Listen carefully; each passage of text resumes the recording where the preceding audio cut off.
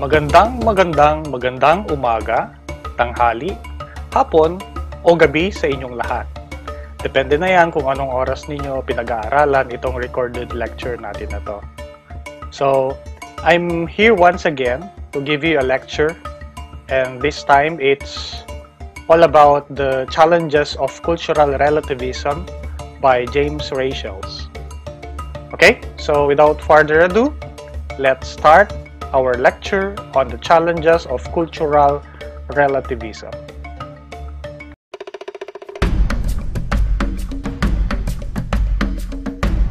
Last Monday, we had a lecture on culture and its role on moral behavior. And part ng lecture na yon are cases. Mayroon tayong 5 cases na inanalyze at pinag-sharean din natin yan online, yung 5 cases about moral relativism, which is very related to our topic today.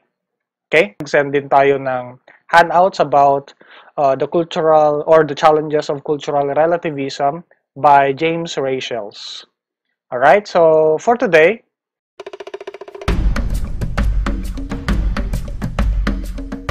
ang gagawin natin would be to discuss lahat ng mga ideas ni James Rachels about cultural relativism and why is it that it's not tenable in ethics. Okay, bakit hindi siya pwede na gamitin as a theory in ethics.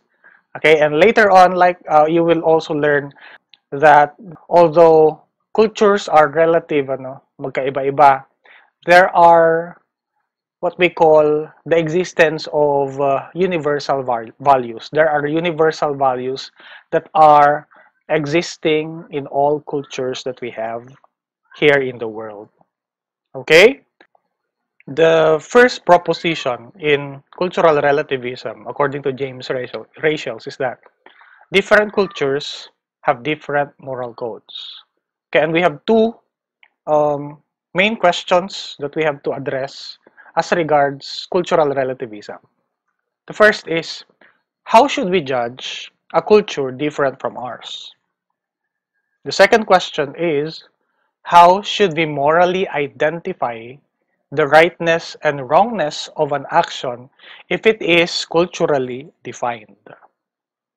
Okay, so let's start with, first and foremost, the definition of cultural relativism.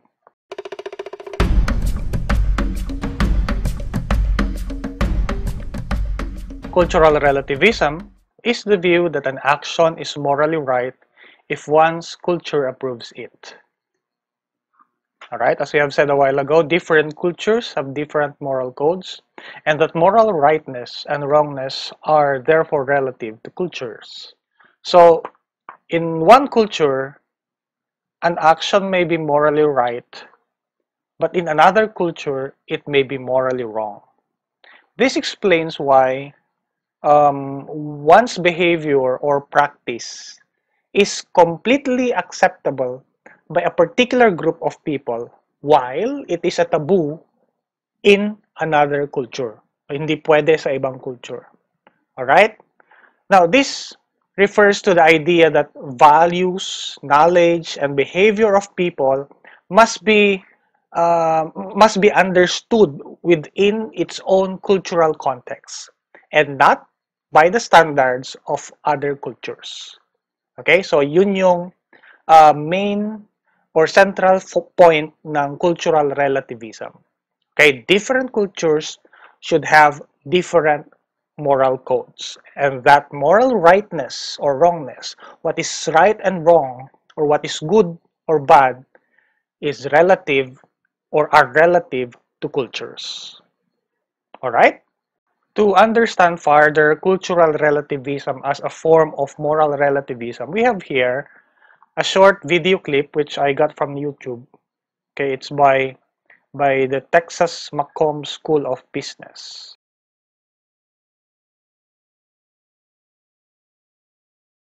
Okay, so this short video clip explains all. In-explain niya na lahat.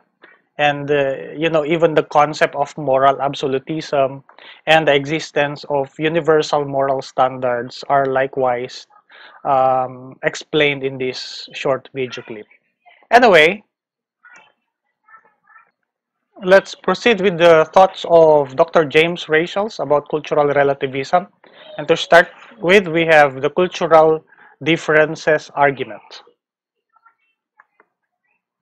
Cultural relativism is a theory about the nature of morality.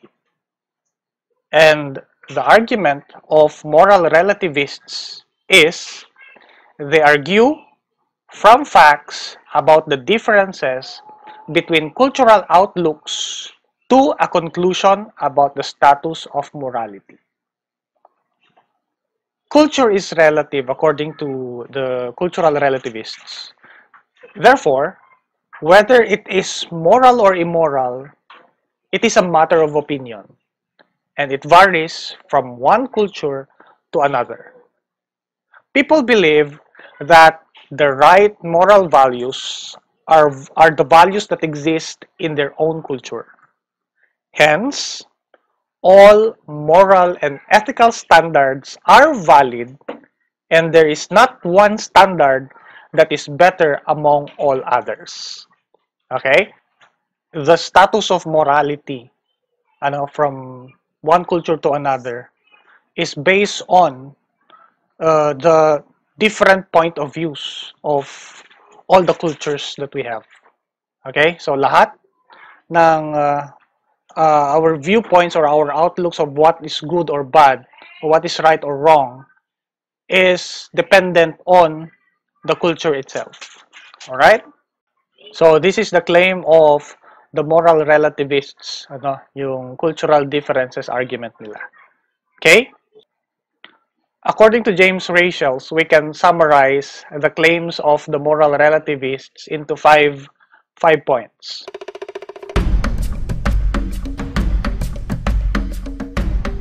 Okay, the first one is that different societies have different moral codes.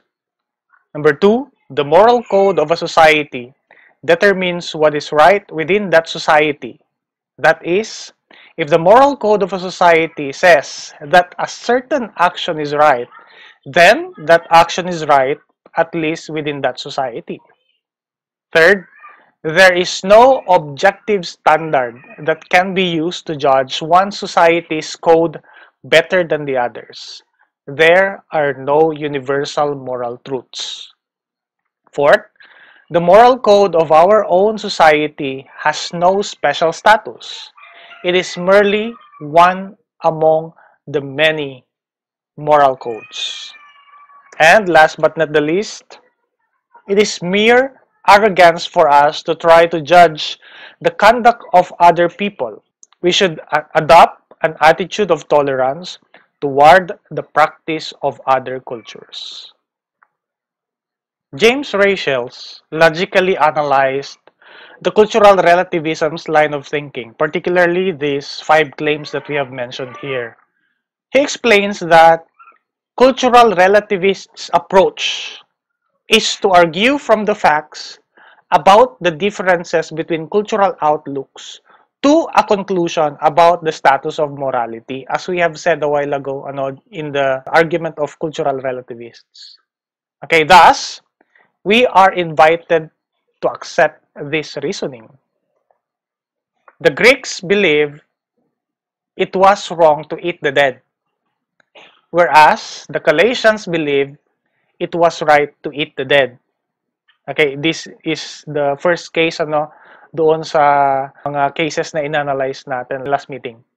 Therefore, eating the dead is neither objectively right nor objectively wrong. It is merely a matter of opinion that varies from one culture to culture. Alternatively, the Eskimos sees nothing wrong with infanticide, whereas Filipinos believe infanticide is immoral. Therefore, infanticide is neither objectively right nor wrong. It is merely a matter of opinion that varies from one culture to another. Okay? So, What is your thinking about this? Anong masasabi niyo tungkol dito? From these arguments, we can see that cultural relativism is very shaky, lalo na kapag pinag-uusapan natin ang ethics. Right? It's very shaky, kahit na meron tayong mga binanggit na mga arguments, okay, which was presented by James Rachels. Okay, next we will discuss the dangers of cultural relativism.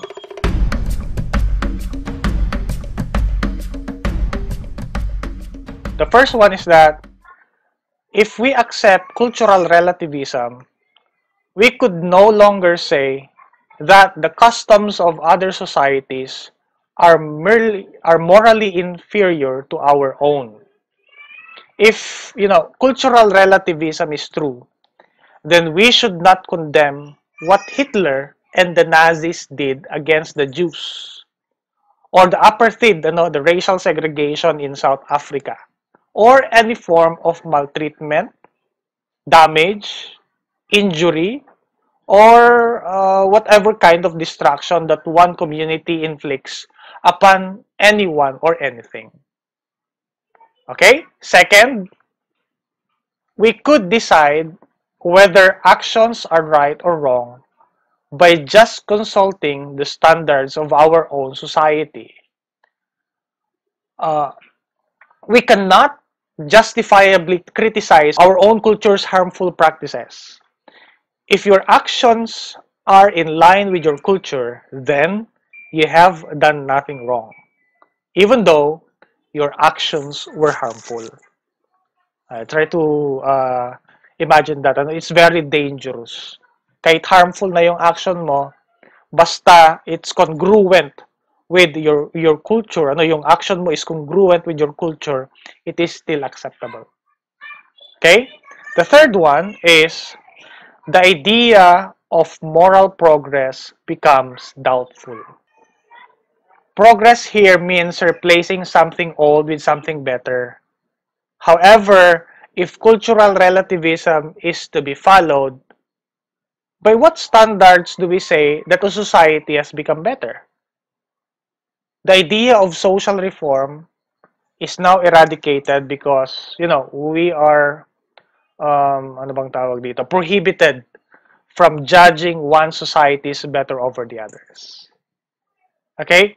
Para mas maintindihan yung idea of moral progress, we have here, okay, a very short video clip which I got again from YouTube, yung isang series ng Matanglawin. Okay? In the past, several of the ethnic groups in northern Luzon were headhunters. They hunt heads, ulo ng tao. They took heads in feuds with enemies, yung kanilang mga kaaway, specifically the other tribes. In the headhunting practice, most heads of their enemies were cut off with a battle axe. Headhunting in the Kalinga or in the Cordilleras was for religious purposes and the acquisition of magical powers, or other reasons such as the desire to be considered brave and manly, okay, or dispute, okay, between tribes, kaya nagkakaroon ng headhunting. But this practice, okay, of headhunting, hindi na siya ginagawa ngayon. Okay, that was in the past. Okay, the tribes now, okay, in the Kalinga, in the Cordilleras, have realized the value of peace and respect one's life. Now, how did they realize it? Bakit nila na-realize na mali yung ginagawa nilang headhunting? Because of other cultures. Without the intervention of other cultures, okay, na nag-penetrate sa kanila at kinondem yung mali nilang kultura, then there will be no moral progress. For example, yung sa mga Eskimos in the early and mid 20th century, di ba? Kapag walang mga explorers or missionaries na pumasok sa mga tribes nila doon sa mga Eskimos, then there will be no moral progress. Hanggang ngayon, meron pa ring infanticide. Hanggang ngayon ay hinahayaan lang nila yung mga matatanda na mamatay sa lamig. Okay?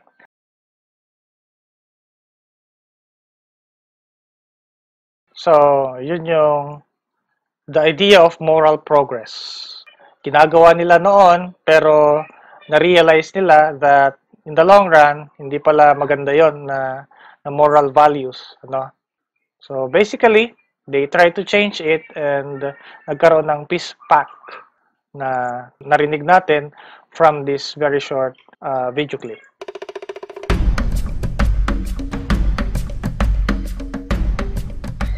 But what can be learned from cultural relativism? Anong pwede nating matutunan sa cultural relativism, although it's not tenable in ethics? Number one, cultural relativism warns us about the danger of assuming that all our preferences are the absolute rational standard. Number two, cultural relativism teaches us to keep an open mind and to be more amenable in discovering the truth. Or, cultural relativism makes us understand that our feelings are not necessarily perceptions of the truth. They may be nothing more than the result of cultural conditioning. Now, the disagreements among cultures would be, okay, makikita natin na culture differs dramatically in their view of what is right and what is wrong. But the question is, how much do they differ? Okay, gaano ka lawak yung difference ng isang culture with another culture as regards their view of what is right or wrong? Okay, here it goes. The difference is in our belief system, not in our values. The difference in customs may be attributable to some aspects of social life. Thus, there may be less disagreement about values than appears to be. For example, yung between the Christians and the Muslims. Okay, yung sa pag-aasawa. Alright? For the Christians, they believe that isa lang dapat ang pwedeng asawa. Okay, but for the Muslims, they believe that pwedeng isa or pwedeng dalawa or maraming asawa. Basta masuportahan mo. Okay? In other words, there is a difference between the beliefs of these two cultures, for the Christians and for the Muslims. But the value of marriage is still there. Okay, the value of, magpapakasal kasi mahal nila ang isa't isa or mahal nila yung kahit ilan man yan, for the Muslims, okay, is still there. Hindi nawala yung values. It's still the same. Okay, magkaiba lang ng practice, magkaiba lang ng belief, magkaiba lang ng ginagawa, but the values are the same. Okay, so the disagreement or disagreements among cultures lies only into the beliefs or the practices of these cultures, but not the values. Okay, some of the values underlying these beliefs of the cultures are the same or pareho. Okay?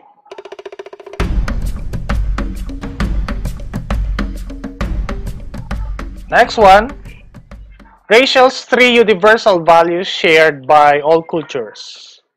The dangers that, cultural relativism present lead thinkers such as ethics experts like James Rachels to reject cultural relativism and say that it's not tenable in ethics because it is implausible. The basis of cultural relativism is that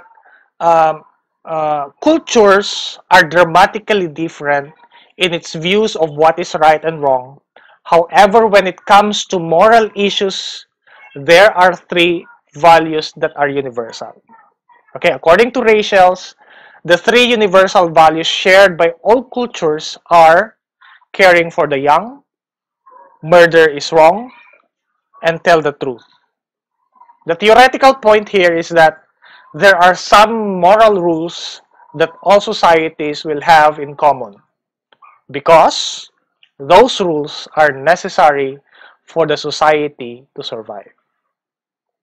Okay? How all cultures have some values in common. There are some moral rules that all societies must have in common because those rules are necessary for societies to exist. Not every moral rule can vary from society to society. Like for example, the rules in caring for the young, lying and murder, yung binanggit ni Rachel's, and even other values such as respect, trustworthiness, responsibility, and fairness, are examples that we could find these rules enforced in all viable cultures. Okay? Just try to imagine if human beings do not care for the young. Anong mangyayari? The human beings will eventually be extinct species. Moreover, what kind of society will it be if the presumption of everyone's statement is that it is a lie? Kasinungalingan. What reason do you have to pay attention to anyone if lying is a way of life? Di ba? Nakakatawa naman yun, no? How can you believe your boyfriend or your girlfriend saying, I love you to you, if it's a presumption that lying is a way of life? Di ba? So, there must be an existence of universal values which are applicable to all cultures in the world. Alright, point of realization, what should we do then? Okay, number one, knowing that there are different cultures in the world and in the Philippines, okay, itong mga cultures na to ay may iba't ibang mga beliefs and practices. What should we do is we should respect one another. Respect begets respect. Okay, respetuhin natin ang bawat kultura, respetuhin natin ang bawat isa. Second, knowing that kahit magkaiba-iba ang mga cultures in their belief systems or in their practices, meron pa ring nag-i-exist na universal values. Okay, pag nagkataong merong mga values na wrong in a specific culture, and these values do not complement a universal value, there is always a room for moral progress. Even in our own culture, kapag may nakita kayong mali and it does not conform with a universal value, let's correct it. Okay? So that pwede pang mabago yon at magkaroon ng moral progress. Like for example, lagi mong naririnig yung kapatid mo na nagsisinungaling, hindi niya sinasabi yung totoo. What will you do? Inside the classroom, nakikita mo yung kaklase mo na nag-cheat. What will you do? Are you going to tolerate it or condemn it? Diba? If you tolerate it, then there is no room for moral progress. But if you condemn it, then there is always a room for moral progress. Okay? So, I guess that's all for today. If you, again, have questions or clarifications about our lesson for today, you can always hit the reply button to ask your questions or raise your concerns. Okay, that's all for today, guys. Thank you very much. I'll see you again. Bye-bye.